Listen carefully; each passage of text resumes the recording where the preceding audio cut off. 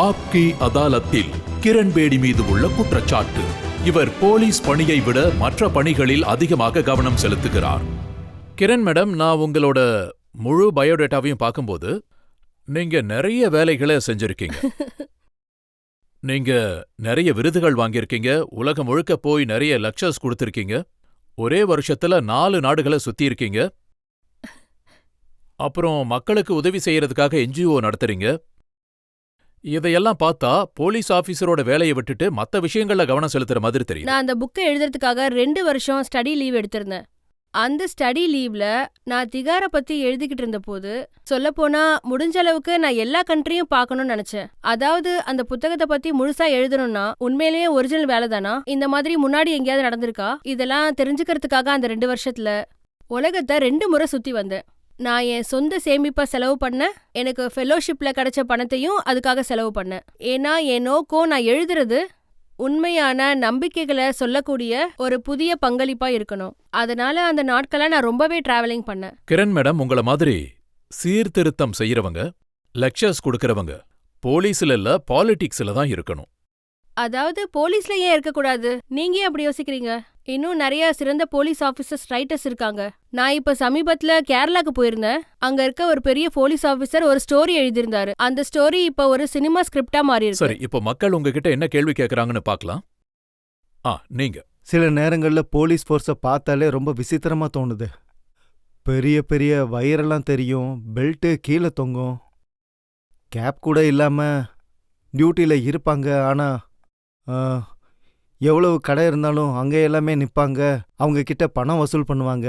ஆனா சில பேரை மட்டும்தான் உடம்ப கட்டுக்கோப்பா ஃபிட்டா வேலையில சுறுசுறுப்பா இருக்கிறவங்கள ரொம்ப அரிதாதான் பார்க்க முடியும். இந்த இம்ப்ரெஷன் ஒரு மாநிலம், அதாவது டெல்லி அப்புறம் மும்பைல மட்டும் இல்ல, மொத்த நாட்டிலையும் போலீஸ பத்தி பொதுமக்களோட எண்ணம் இப்படிதான். பிசிக்கல் ஃபிட்னஸ் எப்படி முடியும்? அவங்களுக்கு சாப்பிட கூட நேரம் கிடையாது.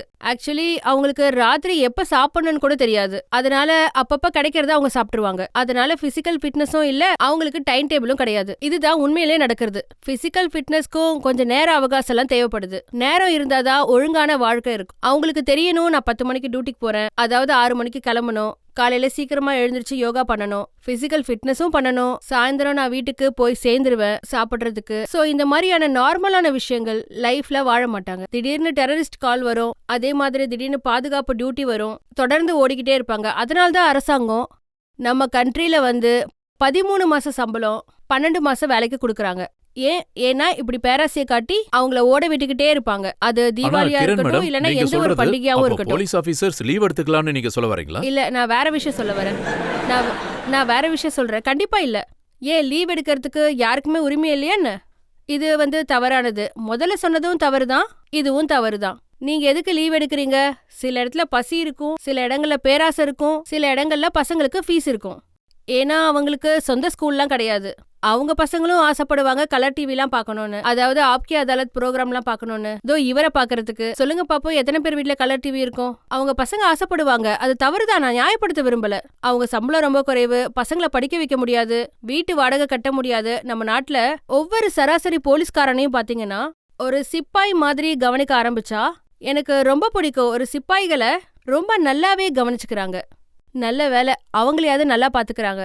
அதாவது ஒவ்வொரு இந்த நாட்டுல போலீஸ் கான்ஸ்டபிளா பாத்துக்கிறதுங்கிறது ஒரு சிப்பாய் மாதிரி கவனிக்க ஆரம்பிச்சா நீங்க வேணா பாருங்க, இந்த நிலைமை முழுசா மாறிடும். நம்ம நாட்டுல போலீஸ்க்கு வெல்ஃபேர் சிஸ்டம் இல்ல, நம்ம நாட்டுல போலீஸ்க்கு வெல்ஃபேர் கான்செப்டே இல்ல.